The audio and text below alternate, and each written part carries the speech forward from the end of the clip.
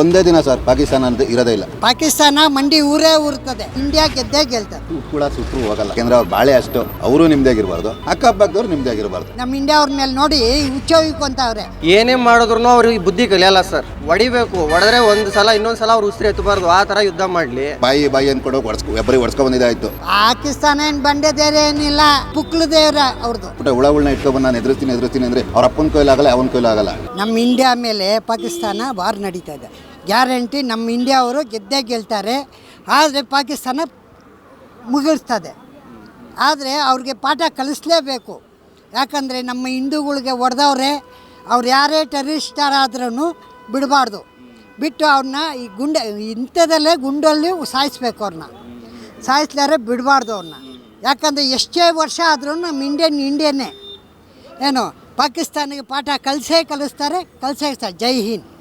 ಯುದ್ಧ ಎದುರಿಸುತ್ತಾ ಮಂಡಿ ಊರುತ್ತಾ ಪಾಕಿಸ್ತಾನ ಮಂಡಿ ಊರೇ ಊರ್ತದೆ. ಇಂಡಿಯಾ ಗೆದ್ದೇ ಗೆಲ್ತದೆ. ಆಲ್ರೆಡಿ ಅವ್ರಿಗೆ ಗೊತ್ತಾಗಿದೆ ಸೋಲ್ತೀವಿ ಅನ್ನೋದ್ರಲ್ಲಿ. ಈಗ ಕೆಲವರು ಓಡಿ ಹೋಗ್ತಾ ಇದ್ದಾರೆ ಅಲ್ಲಿಯ ಸೈನಿಕರು. ಭಯ ಬೀಳ್ತಾವ್ರೆ, ಹುಚ್ಚೋಯ್ಕೊಂತವ್ರೆ. ಅವಾಗನೇ ನಮ್ಮ ಇಂಡಿಯಾ ಅವ್ರ ಮೇಲೆ ನೋಡಿ ಹುಚ್ಚೋಯ್ಕೊಂತವ್ರೆ. ಆದ್ರೂ ಅವರು ಸುಮ್ಮನೆ ಮೇಲ್ಮೇಲೆ ಆ ಥರ ತೋರಿಸ್ತಾವ್ರೆ ಅಷ್ಟೇ. ಏನು ಪಾಕಿಸ್ತಾನ ಯಾವತ್ತಿದ್ರು ಸೋಲ್ತಾರೆ ಗ್ಯಾರಂಟಿ. ಬಂಡ ಧೈರ್ಯ ಅಂತೀರಾ ಪಾಕಿಸ್ತಾನ ಏನು ಬಂಡೆ ಧೈರ್ಯ ಏನಿಲ್ಲ, ಪುಕ್ಲು ದೇವ್ರ ಅವ್ರದ್ದು. ಪುಕ್ಲು ದೇವ್ರನೇ ಅವ್ರದ್ದು. ಇಂಡಿಯನ್ಗೆ ಅವ್ರನ್ನ ಯಾವತ್ತಿದ್ರು ಗೆಲ್ಲಕ್ಕಾಗಲ್ಲ. ಅವರು ಏನು ಹೇಳ್ತೀರಾ ನಮ್ಮ ಸೈನಿಕರಿಗೆ, ಯೋಧರಿಗೆ, ಇಂಡಿಯನ್ ಆರ್ಮಿಗೆ? ಜೈ ಹಿಂದ್. ಅವರು ಯಾವತ್ತಿದ್ರು ಕಿಂಗೆ. ನಮ್ಮ ಇಂಡಿಯನ್ನು ಅವರು ಆರ್ಮಿಯವರು ಕಿಂಗು ಗ್ಯಾರಂಟಿನೇ. ಅವ್ರು ಏನಿದ್ರು ಯಾವತ್ತೂ ಇದು ಎದುರು ಧೈರ್ಯ ಕೊಡ್ತಾರೆ. ಏನು ಇಂಡಿಯನ್ ಅವರು ಎದುರಿಗೆ ಫೈಟ್ ಮಾಡ್ತಾರೆ. ಪಾಕಿಸ್ತಾನ ಥರ ಹಿಂದ್ಗಡೆಯಿಂದ ಹೊಡೆಯಲ್ಲ. ಏನು ನಮ್ಮವರು ಗ್ಯಾರಂಟಿ ಮುಂದೆನೇ ಹೊಡಿತಾರೆ. ಪಾಕಿಸ್ತಾನದ ವಿರುದ್ಧ ಈಗ ಯುದ್ಧದ ಭೀತಿ ಪ್ರಾರಂಭವಾಗಿದೆ ಪಾಕಿಸ್ತಾನಕ್ಕೆ, ಏನು ಹೇಳ್ತೀರಾ? ಏನು ಹೇಳೋದು ಸರ್, ಯುದ್ಧ ಮಾಡೋದೇ ಸರಿ ಅಂತ ನಮಗನ್ನಿಸುತ್ತೆ. ಯಾಕಂದರೆ ಇವಾಗ ಆಲ್ರೆಡಿ ನೀರೆಲ್ಲ ಸ್ಟಾಪ್ ಮಾಡಿದ್ದಾರೆ. ಏನೇ ಮಾಡಿದ್ರು ಅವ್ರಿಗೆ ಬುದ್ಧಿ ಕಲಿಯಲ್ಲ ಸರ್. ಅವಾಗ ಹಿಂಗೆ ಕಾರ್ಗಿಲ್ ಯುದ್ಧ ಎಲ್ಲ ಆಗಿ ಅವಾಗೆಲ್ಲ ಅಷ್ಟು ಜನ ಇದಾಯಿತು. ಬುದ್ಧಿ ಕಲಿಯೋರಾಗಿದ್ದರೆ ಅವಾಗ ಅಷ್ಟೆಲ್ಲ ಮಾಡಿದಾಗೂ ಬುದ್ಧಿ ಕಲ್ತಿಲ್ಲ. ಇವಾಗ ನಮ್ಮ ಹಿಂದೂಗಳು ಅದು ಯಾವ ಥರ ಕೊಂದಿದ್ದಾರೆ ಅಂದರೆ, ನಮ್ಮ ಹಿಂದೂಗಳು ಯಾರು ಅಂತ ಕೇಳಿ ಕೊಂದಿದ್ದಾರೆ. ಆದ್ದರಿಂದ ನಾವು ಹೇಳೋದೇನಪ್ಪ ಅಂತಂದರೆ ಇಷ್ಟೇ, ನೀರು ಬಿಡೋದ್ರಿಂದ ಅದ್ರ ಬಿಡೋದ್ರಿಂದ ಇಲ್ಲ. ಹೊಡಿಬೇಕು, ಹೊಡೆದ್ರೆ ಒಂದು ಸಲ ಇನ್ನೊಂದು ಸಲ ಅವ್ರು ಉಸಿರು ಎತ್ತಬಾರ್ದು, ಆ ಥರ ಯುದ್ಧ ಮಾಡಲಿ. ಸುಮ್ಮನೆ ನಾವು ನೀರು ಬಿಡಲ್ಲ, ಅದು ಬಿಡಲ್ಲ, ಇದು ಬಿಡಲ್ಲ ಅಂದರೆ ಅವ್ರು ಬುದ್ಧಿ ಕಲಿಯಲ್ಲ ಸರ್. ಸರಿನಾ? ಇಲ್ಲ ಅಂದರೆ ಏನೈತೆ, ಅವರು ಹಿಂದೂಗಳು ಯಾರು ಅಂತ ಕೇಳಿ ಕೊಂದ್ರಲ್ವಾ. ಆಯಿತು, ಹಿಂದೂಗಳು ಕೇಳಿ ಕೊನ್ಲಿ, ನಾವು ಏನು ಮಾಡಬೇಕು ಅದು ಮಾಡ್ತೀವಿ. ಯಾಕಂದರೆ ನಮ್ಮದು ಮೋದಿ ಸರ್ಕಾರ ಐತೆ, ನಮ್ಮ ಹತ್ರ ಏನೇನು ಎಕ್ವಿಪ್ಮೆಂಟ್ಸ್ ಬೇಕು ಯುದ್ಧ ಮಾಡೋದಕ್ಕೆ ಎಲ್ಲ ನಮ್ಮ ಹತ್ರ ಐತೆ. ಏನು ನಮ್ಮ ಭಾರತ ದೇಶದಲ್ಲಿ ಏನು ಮುಸ್ಲಿಮ್ಸು ಇವರೆಲ್ಲ ಹೆಚ್ಚಿಗೆ ಏನಿದಾರಲ್ಲ, ಅಲ್ಲಿಂದ ಬಂದಿರೋರಲ್ಲ, ಅವ್ರನ್ನೆಲ್ಲ ಮತ್ತೆ ರಿಟರ್ನ್ ಕಳಿಸ್ಬಿಡ್ಲಿ ಅಷ್ಟೇ. ನಾವು ಹಿಂದೂಗಳು ಅಂತ ಕೇಳಿ ಕೊಂದವರಲ್ವಾ. ಅವರು ಮುಸ್ಲಿಮ್ಸ್ ರಾಷ್ಟ್ರದಲ್ಲಿ ಅವ್ರು ಇರಲಿ, ಮುಸ್ಲಿಮ್ ಇದರಲ್ಲಿ. ಹಿಂದೂಗಳು ನಾವೇನಿದ್ದಾವೆ ನಾವು ಮುಂದೆ ಇನ್ನೇನಾಗುತ್ತೆ ಇದು ಮಾಡೋಣ. ಯುದ್ಧನ ಎದುರಿಸ್ತಾರ ಪಾಕಿಸ್ತಾನದವರು ಅಥವಾ ಮಂಡಿ ಊರ್ತಾರ? ಯುದ್ಧ ಎದುರಿಸೋಕೆ ಆಗಲ್ಲ ಸರ್. ಯಾಕಂದರೆ ನಮ್ಮದು ಇಂಡಿಯನ್ ಆರ್ಮಿ ಫುಲ್ಲು ಸಿಕ್ಕಾಪಟ್ಟೆ ಸ್ಟ್ರಾಂಗ್ ಇದೆ, ಎಲ್ಲರಿಗೂ ಗೊತ್ತಿರೋದೇ ಅದು. ಆಮೇಲೆ ಈಗ ಎಷ್ಟೆಷ್ಟು ದೇಶಗಳಿಗೆ ಕಂಪೇರ್ ಮಾಡಿದ್ರೆ ನಮ್ಮ ದೇಶ 3ನೇ ಸ್ಥಾನದಲ್ಲಿದೆ ಯುದ್ಧ ಮಾಡೋದ್ರಲ್ಲಿ. ಈಗ ಅಮೇರಿಕಾ ಅಂತ ಇಂಥ ದೊಡ್ಡ ಇದೆಯಲ್ಲ, ಆ ಥರ ಎಕ್ವಿಪ್ಮೆಂಟ್ಸ್ ಎಲ್ಲ ಇವಾಗ ಮೊನ್ನೆಲ್ಲ ಏನೇನೋ ತರಿಸಿದ್ದಾರೆ, ಏನೋದು ಅವೆಲ್ಲ ತರಿಸಿದ್ದಾರೆ. ಎಲ್ಲ ತರಿಸಿರೋದ್ರಿಂದ ನಮಗೇನು ಯುದ್ಧ ಮಾಡೋಕ್ಕೇನು ಕಷ್ಟ ಇಲ್ಲ. ಯುದ್ಧ ಮಾಡಲಿ, ನೀರು ಬಿಡಲ್ಲ, ನಾವು ಅದು ಬಿಡಲ್ಲ ಇದು ಬಿಡಲ್ಲ ಅಂತಂದರೆ ಅವ್ರೇನು ಬುದ್ಧಿ ಕಲಿಯಲ್ಲ. ಸರಿನಾ? ಇವಾಗ ನಮ್ಮದು ತಪ್ಪಿಲ್ದಿರ ಅವ್ರು ಕೇಳಿ ಕೊಂಡಿದ್ದಾರೆ. ಅಮಾಯಕರನ್ನ ಕೊಂದಿರೋದು ಅಷ್ಟು. ಪ್ರವಾಸಿಗರು ಹೋಗಿರ್ಬೇಕಾದ್ರೆ ಅಮಾಯಕರೇ ತಾನೇ ಅವರು. ಏನೋ ಒಂದು ಸ್ಪಾಟ್ ನೋಡೋಕೆ ಹೋಗಿರ್ತಾರೆ, ಏನೋ ಒಂದು ಕರ್ಕೊಂಡು ಹೋಗ್ತಾರೆ, ಹಂಗಂತ ಅಂದ್ಬಿಟ್ಟು ಕೇಳಿ ಕೊಂದ್ಬಿಡ್ತಾರ. ಅದಕ್ಕೋಸ್ಕರ ನಾವು ಹೇಳೋದೇನು ಅಂತಂದರೆ ಇಷ್ಟೇ, ಯುದ್ಧ ಮಾಡಿ ನಾವು ಬುದ್ಧಿ ಕಲಿಸ್ತೀವಿ. ಅವ್ರಿಗೆ ನೀರು ಬಿಡೋದು ಅದು ಬಿಡೋದು ಇದು ಬಿಡೋದು ಇದೆಲ್ಲ ಏನಿಲ್ಲ. ಅವರು ಯುದ್ಧಕ್ಕೆ ಬರಲಿ, ನಾವು ಯುದ್ಧ ಮಾಡೋಣ, ಏನಾಗುತ್ತೆ ಆಗಲಿ. ಪಾಕಿಸ್ತಾನಕ್ಕೆ ಸಪೋರ್ಟ್ ಮಾಡೋದು ಯಾವ ದೇಶ? ಪಾಕಿಸ್ತಾನ, ಚೀನಾನೇ ಜಾಸ್ತಿ ಸಪೋರ್ಟ್ ಮಾಡುತ್ತೆ ಸರ್. ನಮ್ಮ ಚೀನಾ ಒಂದೇ. ಚೀನಾ ಬಿಟ್ಟರೆ ಇನ್ಯಾವುದು ಸಪೋರ್ಟ್ ಮಾಡಲ್ಲ ಅಂತ.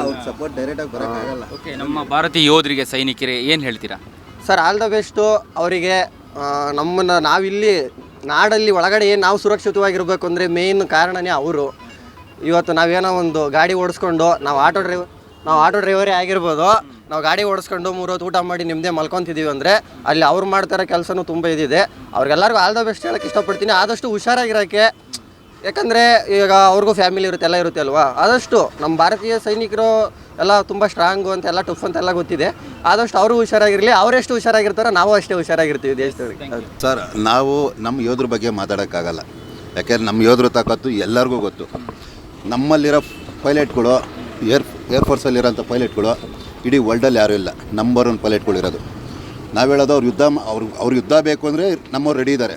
ನಮ್ಮಲ್ಲಿರೋ ಸರ್ಕಾರ ಅಂತಿಂಥ ಸರ್ಕಾರ ಅಲ್ಲ. ಲಾಸ್ಟ್ ಟೈಮು ನಾವು ಎಲ್ಲ ನೋಡ್ಕೊಂಡು ಬಂದಿದ್ದೀವಿ.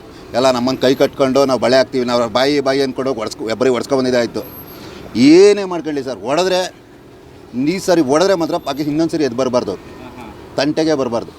ಅದೊಂದು ಮಾತ್ರ ಸತ್ಯ. ಯಾಕೆಂದ್ರೆ ನಿಮಗೆ ಗೊತ್ತು, ನಮ್ಮ ಸೈನಿಕರ ಬಗ್ಗೆ ನಾವು ಎರಡು ಮಾತಿಲ್ಲ. ಮೋದಿನ ಒಂದು ಸರಿ ನೀವೇನು ಬೇಕಾದ್ರೂ ಮಾಡಿ ಫುಲ್ ಸಪೋರ್ಟ್ ಕೊಟ್ಟರು ಅಂದ್ಕೊಳ್ಳಿ, ಒಂದೇ ದಿನ ಸರ್ ಪಾಕಿಸ್ತಾನ ಅಂತ ಇರೋದೇ ಇಲ್ಲ. ಈಗ ಆಲ್ರೆಡಿ ಸಪೋರ್ಟ್ ಕೊಟ್ಟಿದ್ದಾರೆ, ಸೈನಿಕರಿಗೆ ಪವರ್ ಕೊಟ್ಟಿದ್ದಾರೆ.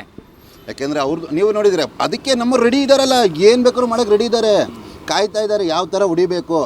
ಸರ್ ಇವ್ರು ಹೊಡಿಬೇಕು, ನಾವು ಬೇರೆಯವ್ರ ಥರ ನಾವು ಯುದ್ಧ ಮಾಡ್ತೀವಿ ಅಂತ ಹೋಗಿ ನುಗ್ಗಲ್ಲ. ಯಾವ ರೀತಿ ಹೊಡಿಬೇಕು ನಮ್ಮವ್ರಿಗೆ ಚೆನ್ನಾಗಿ ಗೊತ್ತು, ಅಲ್ಲಿ ಹೊಡೆದೇ ಹೊಡಿತಾರೆ. ಈಗ ಪಾಕಿಸ್ತಾನದವ್ರು ನಮ್ಮನ್ನು ಕೆಣಕಕ್ಕೆ ಅಂದರೆ ಅವ್ರಿಗೆ ಒಂದು ಕಡೆಯಿಂದಿಲ್ಲ, 2-3 ಕಡೆ ಅವರಲ್ಲಿ ಅಲ್ಲೇ ನುಚ್ಚು ನೂರಾಗದೆ. ಬಲೂಚ್ ಕಡೆ ಕಾಯ್ತವ್ರ ಒಂದ, ಮತ್ತು TTP ಅವರು ಕಾಯ್ತವ್ರ. ನಾವು ಒಂಚೂರು ಕೆದಕ್ಬಿಡೋ ಅಂದ್ಕೊಳ್ಳಿ, ನಾವು ಹೊಡೆಯೋದೇ ಬೇಡ, ಅವ್ರವ್ರು ಹೊಡ್ಕೊಬಿಡ್ತಾರೆ, ಅವ್ರವ್ರು ಹೊಡ್ಕೋತಾರೆ. ಪಾಕಿಸ್ತಾನ ಅದೇ ಹೆಸರೇ ಇಲ್ಲ. ಅದೊಂಥರ ಹೆಂಗಾಗುತ್ತೆ ಅಂದರೆ, ನಮ್ಮ ಯಾವುದೋ ಚಿಕ್ಕದೊಂದು ರಾಜ್ಯ ಇದೆ, ಅದೇ ಫಿಕ್ಸು. ಪಾಕಿಸ್ತಾನ ಅಂದರೆ ಅಷ್ಟೇ, ಬಲೂಚ್ ಚೇಂಜ್ ಆಗುತ್ತೆ, TTP ಚೇಂಜ್ ಆಗುತ್ತೆ. ಅಫ್ಘಾನಿಸ್ತಾನನೂ ಕಾಯ್ತದೆ ಬಾರ್ಡ್ರು, ಅವ್ರದ್ದು ಬಾರ್ಡ್ರ್ ಇಲ್ಲ. ನಮ್ಮವ್ರು ಕೆಣಕಿದ್ರೆ ಸಾಕು, ಇವೆಲ್ಲ ಕಾಯ್ತಾ ಕೂತಿರೋದು ಒಂದಕ್ಕೆ. ಪಾಕಿಸ್ತಾನಕ್ಕೆ ಸಪೋರ್ಟ್ ಮಾಡೋ ದೇಶ ಯಾವುದು ಅಂತಿದ್ರೆ ಸರ್, ನಾವು ಸಪೋರ್ಟ್ ಮಾಡ್ತೀನಿ ಅಂದರೆ ಯಾರೂ ಡೈರೆಕ್ಟಾಗಿ ಬರಲ್ಲ. ಚೀನಾನೂ ಅಷ್ಟೇ ಡೈರೆಕ್ಟಾಗಿ ಯಾವತ್ತೂ ಯಾಕೆ ಡೈರೆಕ್ಟಾಗಿ ಬರಲ್ಲ, ಭಯ ಯಾಕೆ?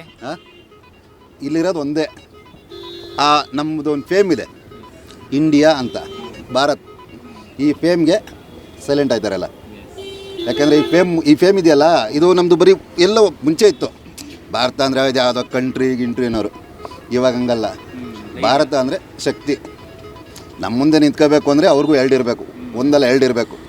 ಇಲ್ಲ, ಯಾಕೆಂದರೆ ಚೀನಾದವರು ಡೈರೆಕ್ಟಾಗಿ ಬಂದರು, ಅವ್ರಿಗೇನು ಹುಸಿ ಆಯ್ತಾ? ಅಕ್ಕಪಕ್ಕದೆಲ್ಲ ಕಾಯ್ತವ್ರೆ. ನಮ್ಮ ಮೇಲೆ ಬಂದರೆ ಅಕ್ಕಪಕ್ಕದ ನುಗ್ಗಕ್ಕೆ ರೆಡಿ ಅವ್ರೆ.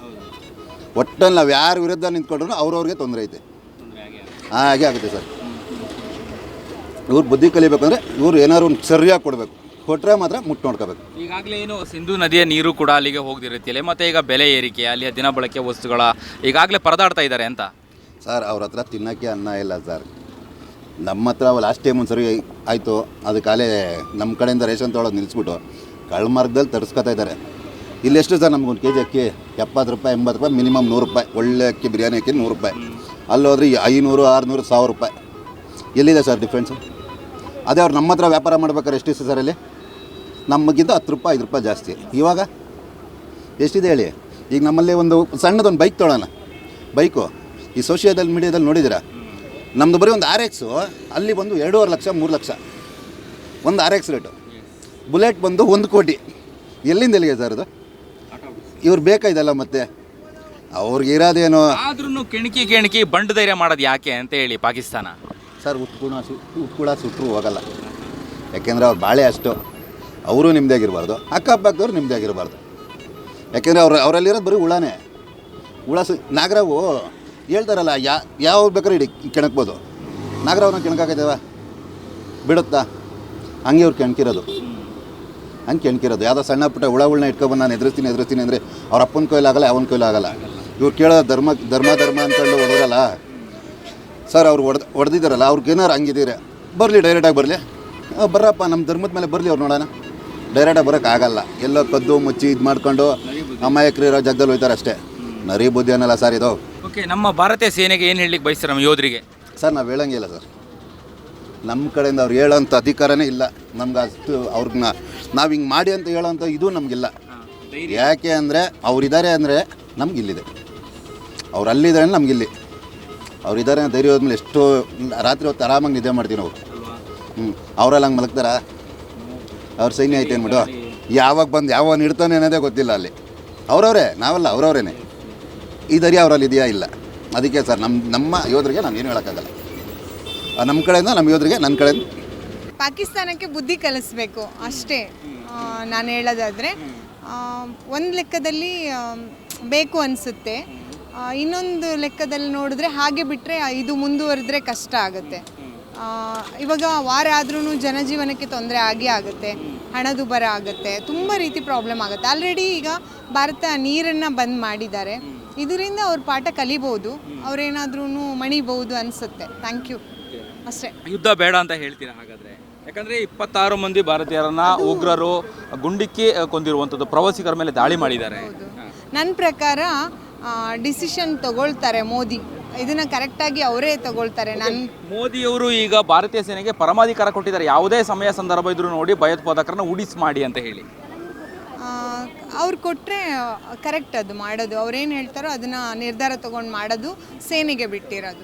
ಏನು ಹೇಳ್ತೀರಾ ನಮ್ಮ ಸೇನೆಗೆ, ಏನು ಹೇಳ್ತೀರಾ ಸೈನಿಕರಿಗೆ, ಯೋಧರಿಗೆ? ಆಲ್ ದ ಬೆಸ್ಟ್, ಯಾವುದಕ್ಕೂ ಹೆದರಬೇಡಿ, ಮೋದಿ ನಮ್ಮ ಜೊತೆ ಇದ್ದಾರೆ, ಇಡೀ ಗೌರ್ಮೆಂಟ್ ನಮ್ಮ ಜೊತೆ ಇದೆ. Thank you.